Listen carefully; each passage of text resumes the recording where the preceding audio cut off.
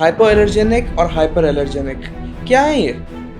देखो, hypo means less, hyper means मोर। क्या dust भी एक हाइपर एलर्जेनिक सब्सटेंस का एग्जांपल है? यस, बिल्कुल बिल्कुल। डस्ट एक हाइपर एलर्जेनिक सब्सटेंस का एग्जाम्पल है। बहुत बड़ी मिथ है एक मार्केट में कि हाइपो एलर्जेनिक प्रोडक्ट्स तो सिर्फ पेशेंट्स के लिए होते हैं, सिर्फ आपको डर्मेटोलॉजिस्ट ही दे सकते हैं ये प्रोडक्ट्स। नहीं, सी, if somebody is of so much under problem that he or she is going to a doctor for some allergy issue, then definitely doctor will prescribe the hypoallergenic products जो कि उनको सूद करें। कोई अगर हाइपो एलर्जेनिक प्रोडक्ट है तो वो हमारी स्किन के लिए गुड है या फिर हमारी स्किन के लिए बैड है? पैच टेस्ट करके देखो आप। तो जैसे इत्र में जो फ्रेग्रेंस होता है, क्या वही सेम फ्रेग्रेंस होता है जो स्किन केयर प्रोडक्ट्स में डाला जाता है? फ्रेग्रेंसेस में, जैसे मैंने आपको अभी बताया, केमिकल फ्रेग्रेंसेस में मोर देन 14 ऐसे केमिकल्स होते हैं जो कि आपको हार्म पहुंचा सकते हैं, आपको एलर्जी इंड्यूस कर सकते हैं। तो जो भी आप प्रोडक्ट लो, अगर आपको लगता है कि भाई ये फ्रेग्रेंस मुझे चेक करनी है, तो ईयर के पीछे थोड़ा सा लगा के देखो, और या फिर डॉर्सम ऑफ हैंड पे लगा के देखो, या थोड़ा फोरआर्म पे लगा के देखो, थोड़ा सा पैच टेस्ट करके देखो। तो क्या किसी को फॉर एग्जांपल CO2 लेज़र से एलर्जी हो सकती है? देखो, एलर्जी का मतलब है मेरा इम्यून सिस्टम इन्वॉल्व हो गया उसमें, ठीक है। CO2 लेज़र से इम्यून सिस्टम इन्वॉल्व नहीं होगा, बट ऐसा हो सकता है कि मेरी स्किन को CO2 लेज़र सूट नहीं करे, तो मेरा डॉक्टर उसको नहीं बोले करने के लिए। AHA BHA क्या होते हैं? क्या वो हाइपो एलर्जेनिक होते हैं या फिर हाइपर एलर्जेनिक होते हैं? AHA is alpha hydroxy acids, ठीक है, and BHA is beta. Alpha के एग्जाम्पल हैं जैसे glycolic, mandelic, beta A salicylic acid, okay. अब मैंने देखा है बहुत पेशेंट्स आके बोलते हैं, डॉक्टर मैं AHA BHA का फेस वॉश लगाता हूँ रोज़। अब भाई, तुम रोज़ अगर AHA BHA का फेस वॉश लगाओगे तो ऊपर की स्किन को ये हटाने का काम करेंगे। हर रोज़ तुम इन्फ्लेम कर रहे हो अपनी स्किन को, और दिन में 2 बार भी कर रहे हो, कई बार 2 बार फेस वॉश करके। So what is the big point behind it? So I try to educate them, and I want to educate everybody that AHAs and BHAs, if used in large quantities, are always allergenic. ऐसा है कि आप हर रोज़ नहीं लगा सकते। हम piling भी करते हैं ना, तो recommended time duration interval is not less than 15 days, और मैं तो 6 weeks में बुलाती हूँ कि आप 6 weeks में आ जाओ, we'll see review and then do something for you.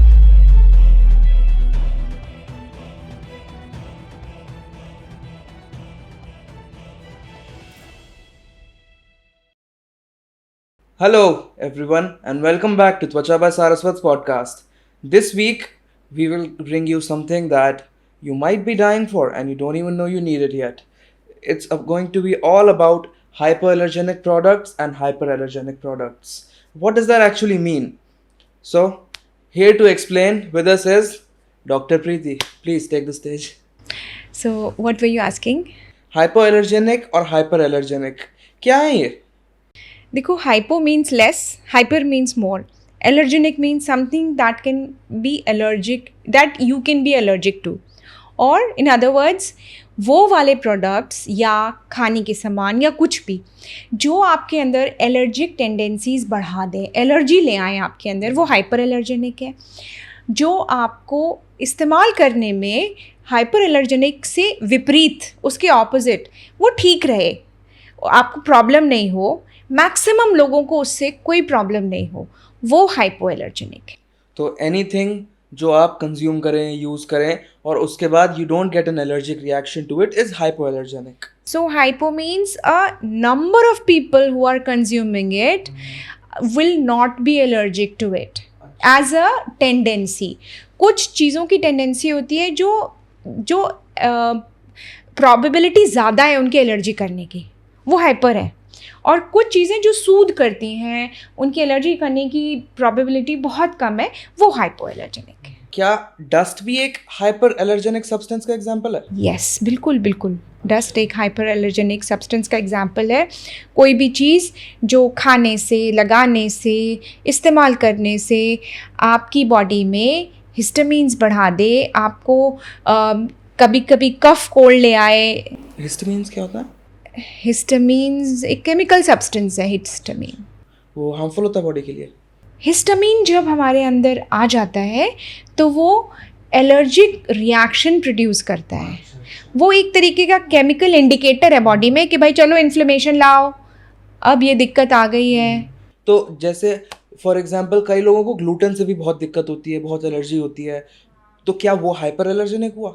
Gluten जो कि वीट में होता है, it is suppose to be one of the things which can cause allergy, so it is one of the hyper allergenic substances, yes. पर कई लोगों, most of the people को तो उससे होती नहीं है। मोस्ट को नहीं होती, पर इट इज़ कुछ लोगों को इससे अच्छी खासी एलर्जी होती है। एलर्जी इन द सेंस आपका इम्यून सिस्टम इन्वॉल्व हो जाता है उसमें। जब आप ग्लूटेन खा लेते हो, people who are allergic to gluten, when they eat gluten और व्हीट, ना सिर्फ उनकी डाइजेस्टिव लाइनिंग में प्रॉब्लम आ जाती है क्योंकि उनको डाइजेस्ट असिमिलेट करने की उनके पास टूल्स नहीं होते, बल्कि उनका इम्यून सिस्टम हाइपर एक्टिवेट हो जाता है और उनको एलर्जिक फिनोमेना उनकी बॉडी में स्टार्ट हो जाती है। तो उनको फिर they should abstain from taking gluten and they should have a gluten free diet, rice and other things.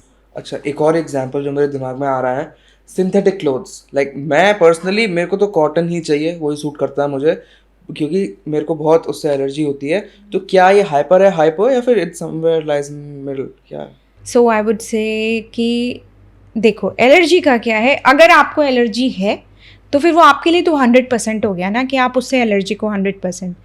But बहुत सारे लोग, उनको सिंथेटिक क्लोथ से एलर्जी नहीं भी होती है। डिपेंड करता है कि जो उसमें पॉलीमर है या जो उसमें सिंथेटिक मटेरियल है उससे आप एलर्जिक हो क्या। तो कॉटन क्योंकि एक नेचुरल सब्सटेंस है, तो यूजुअली बॉडी उसको, मुझे नहीं लगता किसी को कॉटन से एलर्जी होती है कभी, बट हाँ जो ये सिंथेटिक मटेरियल है उससे कई बार लोगों को एलर्जी होती है।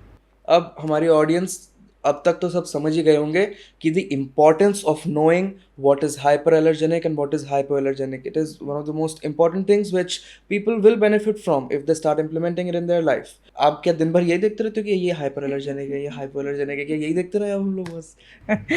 नहीं, देखो, देर आर सर्टेन सब्सटेंसेस जिनको कैटेगराइज किया गया है कि भाई ये हाइपर एलर्जेनिक है, Which are known to cause allergy in a lot of people. yes, in many a lot people, more number of people.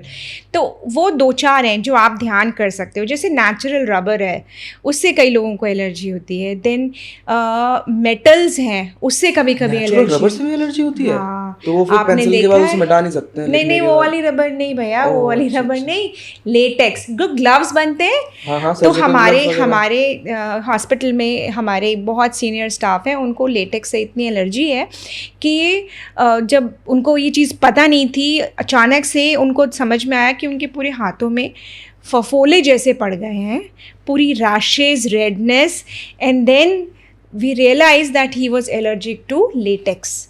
तो अब वो क्या करते हैं कि पहले सेलोफेन ग्लव्स पहन लेते हैं और फिर उनको अच्छे से टेप कर लेते हैं कि जब उसके ऊपर ग्लव्स पहनेंगे स्टेराइल वाले for the operation, it doesn't touch the skin.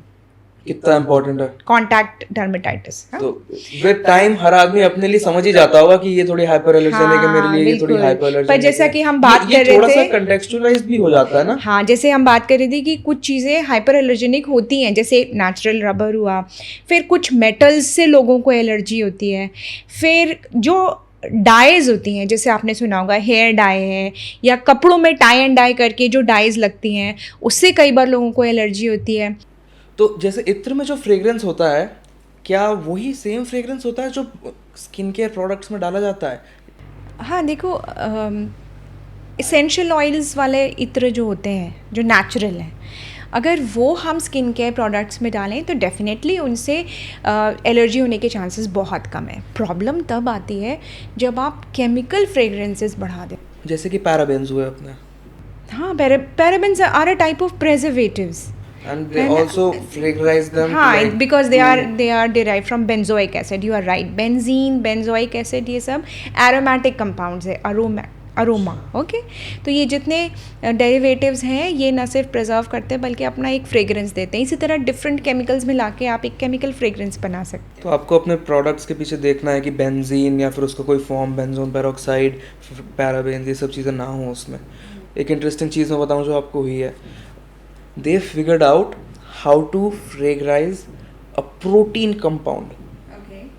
It's a fact of life. हम लोग एक मॉडर्न वर्ल्ड में जीते हैं जहाँ पे सम पीपल जो हमारे कंट्रोल में नहीं है, देव डिसाइडेड कि थोड़े केमिकल भी डालेंगे, हम थोड़े से हम फ्रेगरेंसेस भी डालेंगे. ऑब्वियसली पैच टेस्ट लोगों को हेल्प कर सकता है. पर इसमें भी क्या कोई ऐसी चीज़ है which is a known hyper allergenic? For fragrance, हाँ जी. फ्रेग्रेंसेस में जैसे मैंने आपको अभी बताया, केमिकल फ्रेग्रेंसेस में मोर देन 14 ऐसे केमिकल्स होते हैं जो कि आपको हार्म पहुंचा सकते हैं, आपको एलर्जी इंड्यूस कर सकते हैं. तो जो भी आप प्रोडक्ट लो, अगर आपको लगता है कि भाई ये फ्रेग्रेंस मुझे चेक करनी है, तो ईयर के पीछे थोड़ा सा लगा के देखो, और या फिर डॉर्सम ऑफ हैंड पे लगा के देखो, या थोड़ा फोरआर्म पे लगा के देखो, थोड़ा सा पैच टेस्ट करके देखो. तो अब अपने जो प्रोडक्ट्स होते हैं, they are usually advertise towards people and they are actually prescribed by doctors. So there is this huge misconception in the market because of the way these products and everything hypoallergenic is marketed. तो मेरे पे एक question है आपके लिए which I am dying to know the answer to, because बहुत बड़ी myth है एक मार्केट में कि हाइपोएलर्जेनिक प्रोडक्ट्स तो सिर्फ पेशेंट्स के लिए होते हैं, सिर्फ आपको डर्मेटोलॉजिस्ट ही दे सकते हैं ये प्रोडक्ट्स. तो क्योंकि I don't want to say the name, but those like जो अभी आजकल प्रोडक्ट्स चलते हैं मार्केट में, they are usually prescribed by the doctor, and अगर कोई ख़रीद रहा है then they think they are self medicating.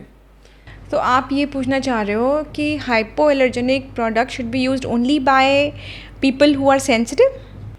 Yes I am. क्योंकि अगर डॉक्टर दे रहा है तो फिर तो like isn't it like taking a pain killer? नहीं. सी, if somebody is of so much under problem that he or she is going to a doctor for some allergy issue, then definitely doctor will prescribe the hypoallergenic products जो कि उनको सूद करें. But market में भी आपको ऐसे products मिलेंगे जो कि जिनमें जो कंपाउंड्स हैं they are known to be hypoallergenic. उनको आप यूज़ कर सकते हो, और सभी लोग उनको यूज़ कर सकते हैं. बिकॉज देखो, ये जो एरियाज़ हैं कि मैं एलर्जिक हूँ, मैं एलर्जिक नहीं हूँ, they are not black and white areas, they are actually grey areas. You may be allergic, non allergic to thousands of products, but then you may be allergic to one. Because I remember one of my patients saying, doctor मेरे को हर चीज़ suit करती है, but एक brand मैंने vitamin C की ली थी जिसको लगाते ही मुझे खुजली होती थी. सो यू सी, बिल्कुल नॉर्मल स्किन थी उसकी, उसको ना ऑयली स्किन था, ना एक्ने प्रोन स्किन था, ना सेंसिटिव स्किन था, बट एक ब्रांड था विटामिन सी का जिससे उसको एलर्जी होती थी. उसमें एक कोई ऐसी पर्टिकुलर चीज़ थी. हाँ, मोस्ट प्रॉब्ली प्रेजर्वेटिव रहा होगा. है ना.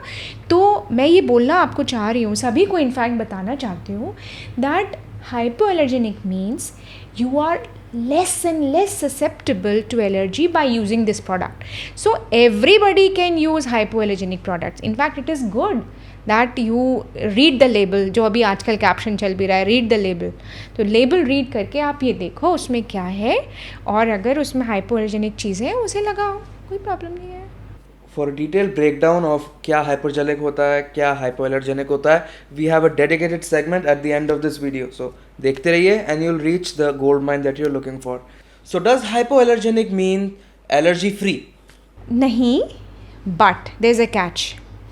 Hypoallergenic means उसमें जो substances हैं they are very much soothing and allergy होने के चांसेस बहुत कम है. जैसे मेरे एक्सपीरियंस में जो पेशेंट्स मेरे पास आते हैं, जो लोग आते हैं जिनको मैं प्रिस्क्राइब करती हूँ, उनमें 95 to 99% लोगों को कोई प्रॉब्लम नहीं होता है. बट लाइक आई सेड, किसी नॉर्मल सी चीज़ से भी जो बहुत एलर्जी प्रोन लोग होते हैं उनको प्रॉब्लम हो सकता है. तो हाइपो मीन्स उससे आपको प्रॉब्लम होने के चांसेस मिनिमम है, bare minimum. So you would say that it is more safe? Yes, it is. So is this the case for all skin types? हाँ जी, ऑल स्किन टाइप्स में अगर आपका बहुत ही oil prone, acne prone oily skin है, थोड़ा सा उसमें सेंसिटिविटी इशू नॉर्मली भी रहता है, तो उनके लिए भी ये सेफ़ होते हैं. फिर आप सोचो अगर उनके लिए सेफ़ है तो फिर ये ड्राई स्किन और अपना नॉर्मल स्किन के लिए तो है ही. फिर जो सेंसिटिव स्किन टाइप है उनमें से कुछ लोग निकल जाते हैं जिनको थोड़ी खुजली हो सकती है, थोड़ा प्रॉब्लम हो सकता है. बट देन अगर हाइपो एलर्जेनिक है ना कोई प्रोडक्ट, ऑलरेडी उसमें सूदिंग सब्सटेंसेस हैं, जैसे उसमें थोड़ा ग्लिसरॉल होगा, ग्लिसरीन होगा. Glycerine is sort of emollient, humectant की तरह काम करेगा वो.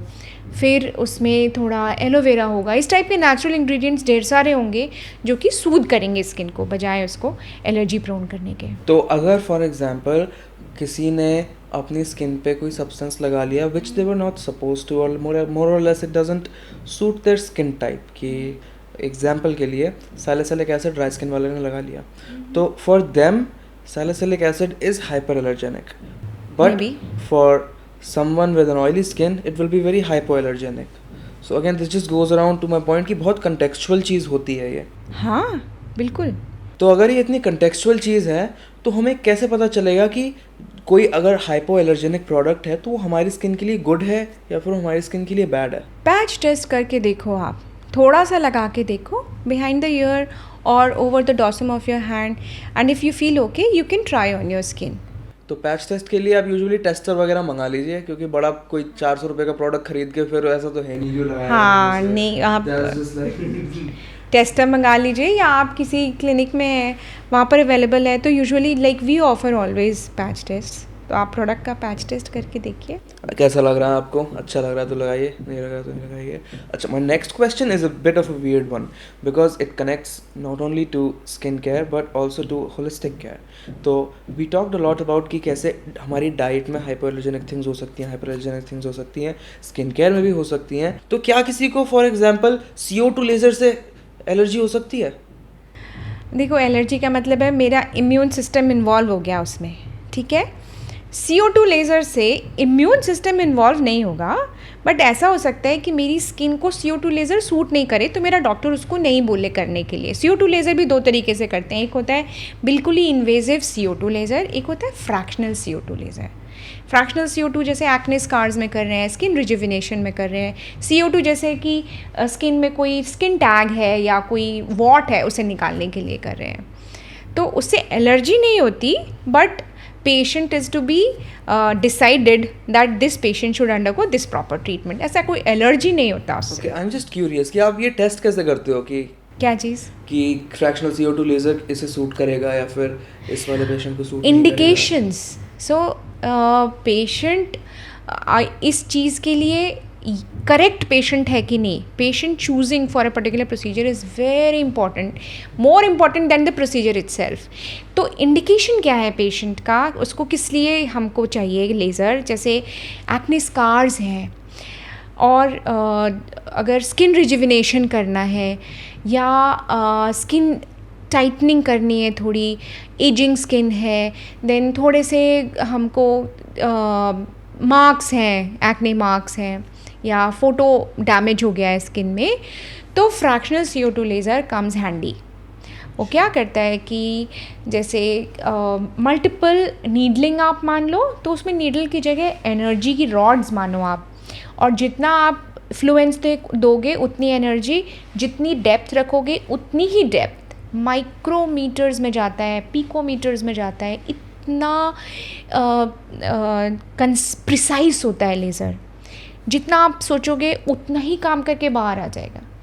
तो इस तरीके से देन फोटो डैमेज के लिए Q switch laser, hair removal के लिए हेयर रिमूवल लेज़र.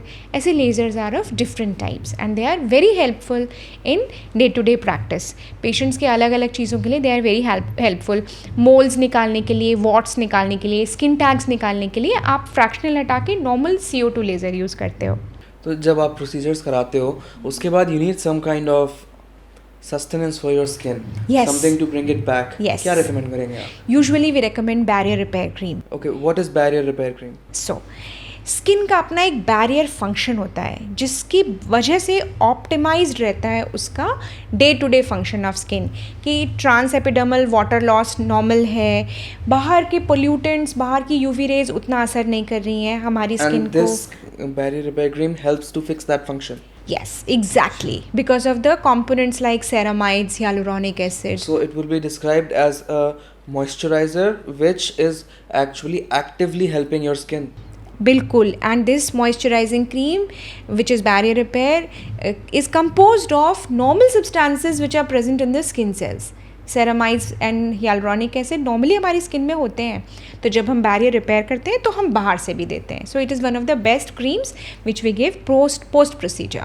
वैसे हम थोड़ा सा light steroid plus antibacterial cream का कॉम्बिनेशन 2-3 दिन के लिए देते हैं सो दैट हीलिंग हो जाए, and then we shift up to barrier repair.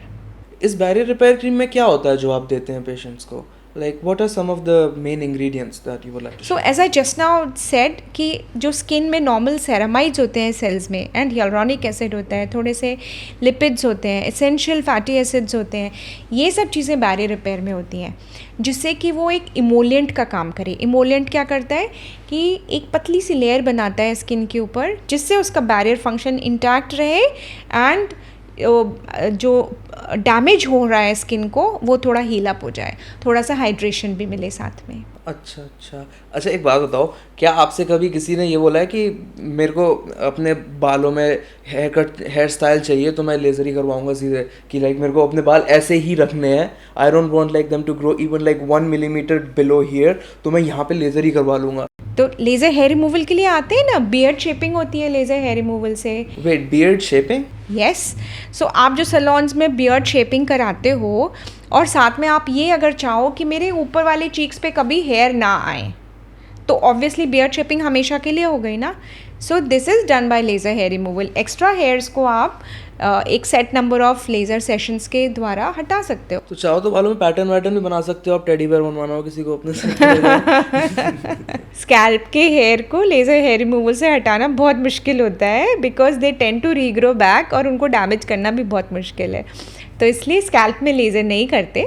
But हाँ, beard shaping, forehead shaping is a common thing which we do every day. Welcome to our new segment.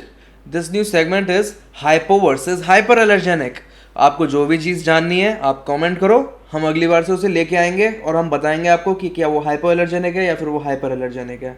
सो इस बार का हमारा पॉडकास्ट जो है, इसमें हम अपना नया सेगमेंट स्टार्ट कर रहे हैं. तो हम लोग हर वीक ये सेगमेंट लेके आएंगे. अब हर वीक नई नई चीज़ें लोगों को बताएंगे कि ये हाइपो एलर्जेनिक है या फिर हाइपर एलर्जेनिक है. Okay. बहुत टिपिकल चीज़ भी हो सकती है, बहुत कॉमन चीज़ भी हो सकती है. Done. जो भी लोगों को देखना चाहे लोग, ठीक है ना. तो let's start. So our first ingredient is aloe vera. Aloe is a loved component of many things, many skincare products. It's like the noble gases of skincare ingredients. हाँ, it is said to be a humectant. वो आपका hydration बढ़ाएगा, और वो dry skin को भी चाहिए, oily skin को भी सूद करेगा. So in fact aloe vera mostly suits all skin types. So aloe vera का जो प्लांट है, कई बारी मैंने देखा है अपने नेबर्स को, वो उसका अंदर का जेल निकाल के they keep applying on their face और ऑन देयर हेड. उसमें आप कोई भी ऑयल मिला के हेयर मास्क बना लो, फेस मास्क बना लो. So it usually suits all the people. Item number 2, क्या आप गेस्ट करना चाहेंगे क्या है आइटम नंबर 2? नहीं, आप बताओ. चलो मैं बता ही देता हूँ, अब इतना बोल रहे हो तो. आइटम नंबर 2 है हमारा शिया बटर, जो कि शिया ट्रीज़ के नट्स में से निकाला जाता है. यूजुअली वेस्ट अफ्रीका से आता है. हाँ, yes. So shea butter is a very good emollient मैंने आपको अभी बताया था, वो वाले सब्सटेंसेस जो स्किन के ऊपर लग जाते हैं जब, तो थोड़ा बैरियर रिपेयर क्रीम का काम करते हैं. बैरियर रिपेयर का एक एसेंशियल इंग्रेडिएंट है ये, और स्किन को बाहर की चीज़ों से बचाता है, उसको थोड़ा हाइड्रेटेड और ल्यूब्रिकेंट भी रखता है. तो shea butter in most of the cases is hypo allergenic. Most cases क्यों? हाँ, हाइपो तो फिर सभी के लिए होगा, लेकिन जो बहुत सेंसिटिव लोग हैं, जिनको वैसे ही थोड़ा प्रॉब्लम हो रहा है, उन लोग, चलो अभी उन लोगों के लिए ऐसे हम बात नहीं कर रहे हैं. दे नो हाँ, who they are, generally it is know hypo. how to do it. Our next ingredient, and this is used everywhere. 60 रुपए के हेयर वैक्स से लेके 10,000 रुपए के लॉरियल के प्रोफेशनल शैम्पू तक में होता है ये. And this is parabens. Okay, so parabens are derived from benzoic acid, which is an aromatic compound. Chemical compound है, aromatic compound है. Parabens are usually used as preservatives. क्या ये केमिकल नेचुरल है? देखो केमिकल है ये ऐसे नेचुरली किसी पेड़ पौधे से नहीं आ रहा है, तो यूजुअली इसको सिंथेटिकली बनाया जाता है। इसलिए ये एक बहुत अच्छा प्रिजर्वेटिव है, लेकिन ज़्यादा क्वांटिटीज़ में ये हार्म करता है। So it lies in the segment of hyper allergic. ज़्यादातर में हार्म करता है। इतना ख़राब होता है ना ये, अगर किसी दिन लगा लो, उस दिन अगर फॉर एग्जांपल शैम्पू में आपके पैराबेन आपने लगा लिया तो आपके बाल फिर उस दिन ख़राब ही होने हैं, एकदम ऐसा लगता है। हो सकता है, कई बार लोगों को एलर्जी हो जाती है। अब हम आते हैं एक इंग्रेडिएंट पे। मैं आपको बताऊंगा ये कहाँ से शुरू हुई थी इस इंग्रेडिएंट की कहानी, और आप गेस करना ये कौन सा इंग्रेडिएंट होगा। ये इंग्रेडिएंट पता है कहाँ से आया है? पहले जब पहली शार्क मारी गई थी तब उसके लिवर के ऑयल से निकला था। And that's how squalane. Squalane. ऐसे हमें पता चला कि ये कुछ होता भी। आजकल तो ऑब्वियसली प्लांट्स वगैरह से आता है। हाँ, ऑलिव से आता है, शुगर केन से आता है, अब प्लांट डिराइव भी होता है स्क्वालिन। वो शार्क ऑयल से, शार्क लिवर से इसलिए लेते क्योंकि वो ज़्यादा कॉन्सेंट्रेशन में आता था। हाँ, बट अब लेते नहीं है उसको, यूजुअली प्लांट डिराइव्ड ही लेते हैं, और अब सिंथेटिक भी यूज़ होने लगा है squalane. So squalane comes in hypo because इससे एलर्जी होने की संभावना बहुत कम है। It is soothing, it has soothing and anti inflammatory effect. तो कहीं कुछ प्रॉब्लम हो भी रहा हो तो वहाँ आप लगा सकते हो। मैं ये नहीं कह रही हूँ स्क्वालिन की शीशी खरीद लाओ, बट आप अपने इंग्रेडिएंट्स में देखो, अगर स्क्वालिन है तो यू कैन बी थोड़ा सा assure that this is a hypo allergenic substance. तो अब स्क्वालिन भी is a kind of oily substance है ना। तो now let's move on to essential oils, क्योंकि पूरी कंपनियां बनी हुई हैं इस चीज़ पे और सेलिंग एसेंशियल ऑयल्स। हाँ जी। तो अगर आप गूगल करोगे ना एसेंशियल ऑयल्स क्या होते हैं, तो ये आप प्लांट बेस्ड चीज़ों को अगर आप कोल्ड प्रेस करो या फिर उनको डिस्टिलेशन के द्वारा उनमें से ऑयल निकालो तो वो एसेंशियल ऑयल्स हैं, जैसे lavender oil, rosemary oil, sesame oil and so many kinds of oils. अब ये बहुत क्रूशियल है आपको पता करना कि आप इससे एलर्जिक तो नहीं हो, क्योंकि देखो इनका एक तो कंसंट्रेशन बहुत मैटर करता है।